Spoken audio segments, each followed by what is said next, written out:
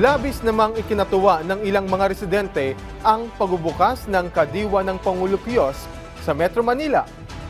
Anila, makakamenos na sila ng gastusin lalo na sa bigas dahil maari na nila itong mabili sa halagang 40 pesos bawat kilo. Isa ang bigas sa mga pangunahing pagkain ng mga Pilipino na hindi pwedeng mawala sa pagkainan.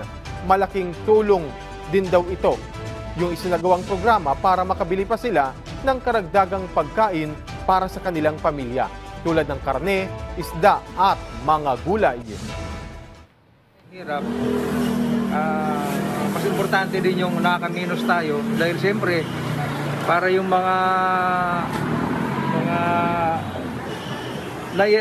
discount natin doon sa mga mahal na bigas, naibibili natin ng ibang bagay, ibang gulay o isda man para kumpleto yung pagkainan. Oo.